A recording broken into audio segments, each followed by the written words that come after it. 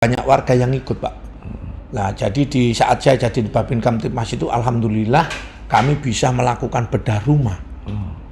Itu totalnya 21, Pak. Selama 1 tahun setengah. 1 tahun toh. Padahal Pemkab gurung ana ya bedah rumah. Belum kali, Pak. Belum. Ya. Zaman sakmono gurung ana bedah rumah. Sekarang jenenge Rutilahu. Iya, betul, Pak. Rumah tidak layak huni. Nah, ternyata masyarakat Indonesia ini baik-baik, Pak. Baik-baik, luar biasa. Jadi seluruh kegiatan-kegiatan kami, karena kita mengunggahnya ke media sosial. Jadi banyak yang nanya, Pak, kok ada Pak polisi melakukan kegiatan kayak begini? Pak, uangnya dari mana? Kan gitu. Jadi saya bilang, uang ini kalau dari saya pribadi jelas nggak cukup, Pak, nggak mungkin. Cukup, makanya kita gandeng warga masyarakat. Jadi kita tentukan kira-kira bulan ini target mana sih yang kita bantu, kan gitu, Pak. Nah, semakin viralnya, alhamdulillah, akhirnya saya bikin akun media sosial, Pak. Tahun berapa itu? 2 tahun yang lalu. Mulai akun, 2 tahun yang lalu 2 ya? tahun yang lalu. Berarti awal COVID? Awal COVID. Jadi di saat pandemi, itu kan kegiatan sudah Macet? dibatasi. Iya. Donatur yang biasanya membantu kami pun, ya mungkin karena penghasilan nggak ada, jadi benar. Dan pada saat itu, kegiatan saya harus berlanjut, Pak. Iya. Lah, pada saat saya sambang, ada orang dengan gangguan jiwa. Dan orang dengan gangguan jiwa kalau tidak memiliki KTP, mohon maaf, Pak, masuk ke rumah sakit, mohon maaf ini, masuk ke rumah sakit pun tidak bisa, Pak. Oh, gak bisa ya? Tidak bisa. Masuk Bener gak bisa, bener ya? Kalau pada saat itu kami bawa ke rumah sakit jiwa Malang, insya Allah. Oh, di Malang. Ya. Namun kan tetap ditanya KTP-nya, KTP. Pak. Nah, setelah ditanya KTP-nya nggak ada, akhirnya kami bawa pulang, Pak. Berarti dianggap T4 ya?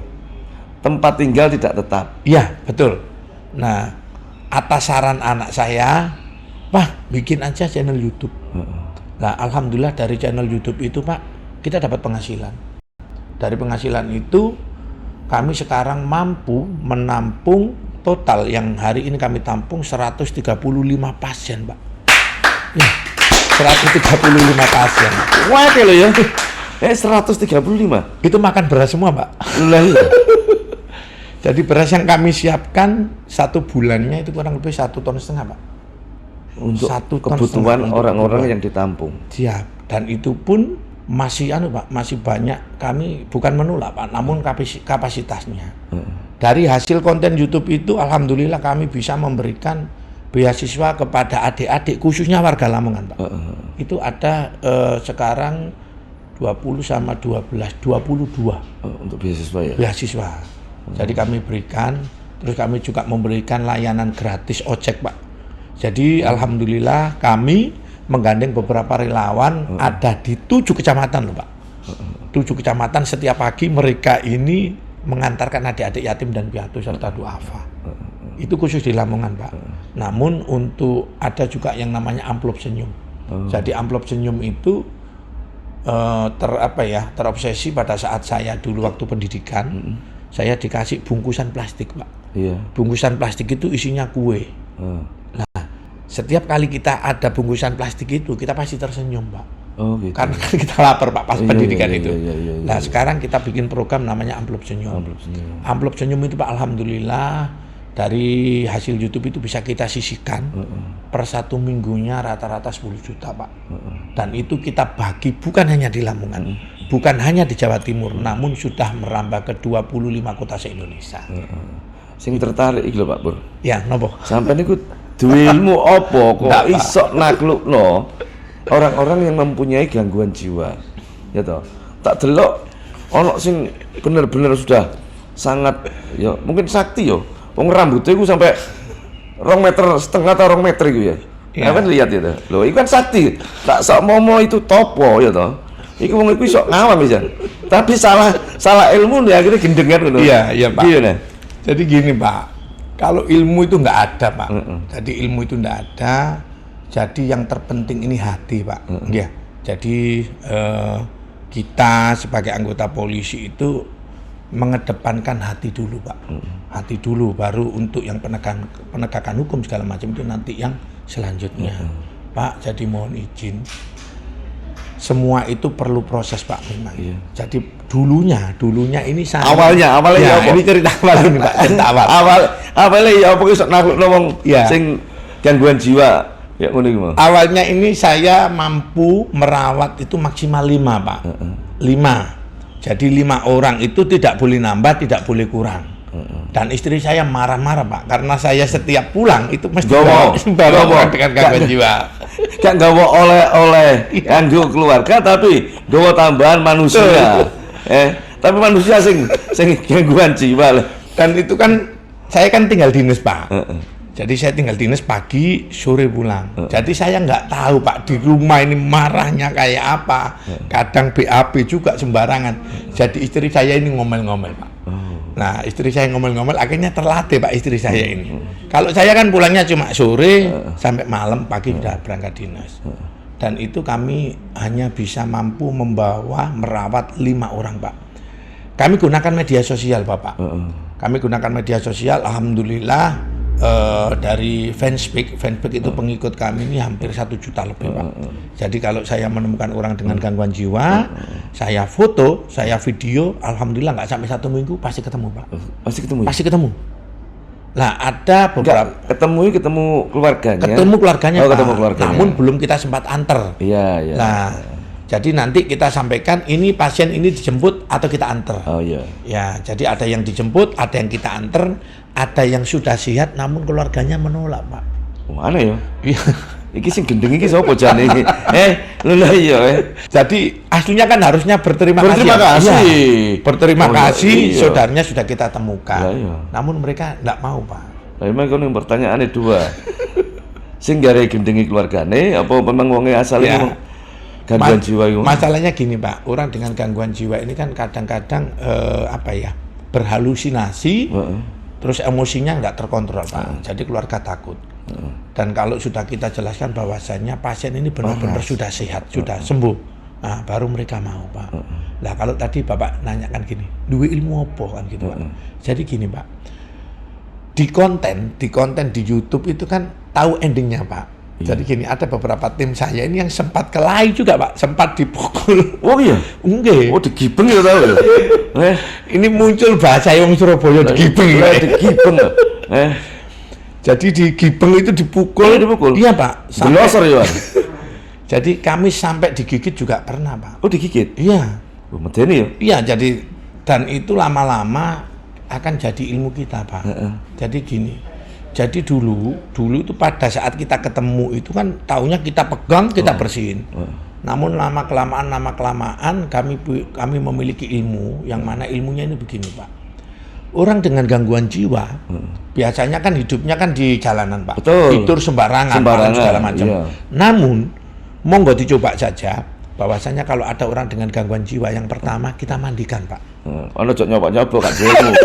Wis sok dibanting modern. Jadi kita mandikan Pak. Setelah kita mandikan seluruh bulu, rambut, bulu ketiak, bulu kemaluan semuanya kita potong Pak. Oh dipotong semua. Ya, kita potong, kita mandiin, kita bersihkan. Nah, habis itu kita manusiakan mereka Pak. Kita manusiakan mereka, kita kasih makan, kita kasih minum.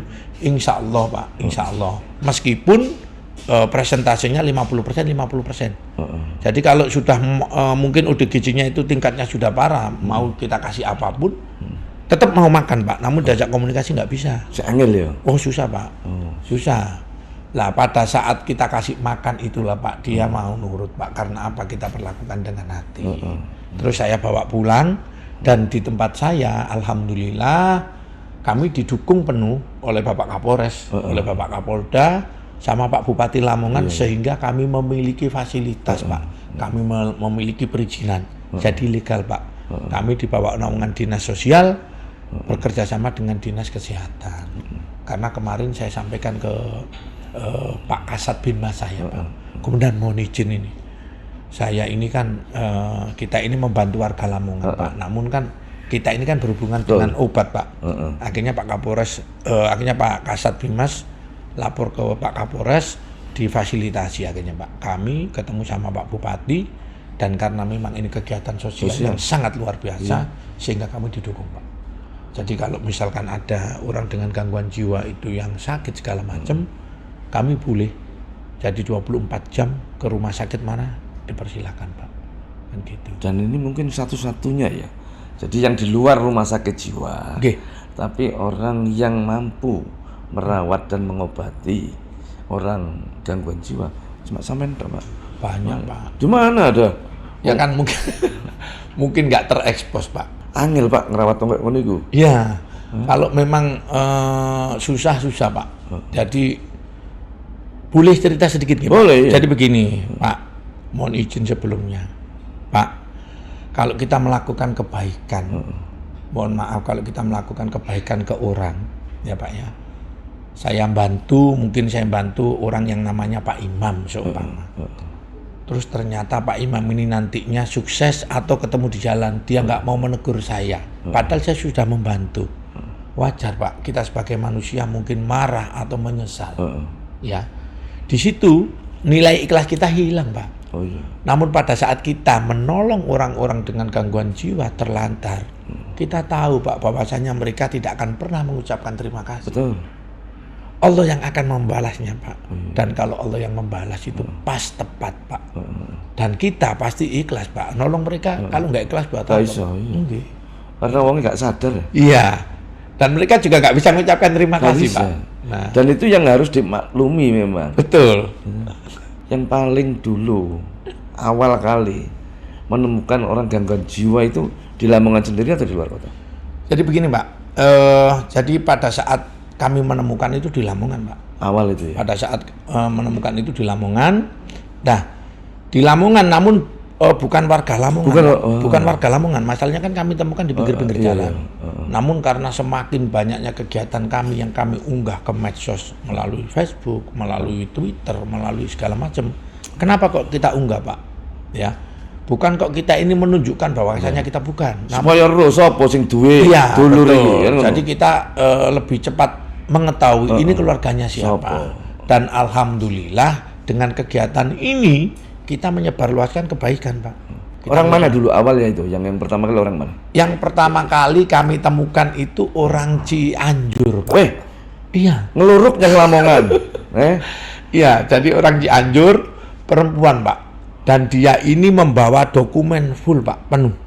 Dokumen Jadi, warisan iya. atau dokumen apa, Pak? Dokumen tulisan yang mana di situ ada beberapa ijazah, terus ada tulisan hutang segala macam. Jadi kami ketahui bahwasannya si mbak ini orang Cianjur, pekerja TKW, mungkin ada masalah apa, jadi dia ini depresi, Pak. Jadi kita temukan di pinggir jalan, Pak.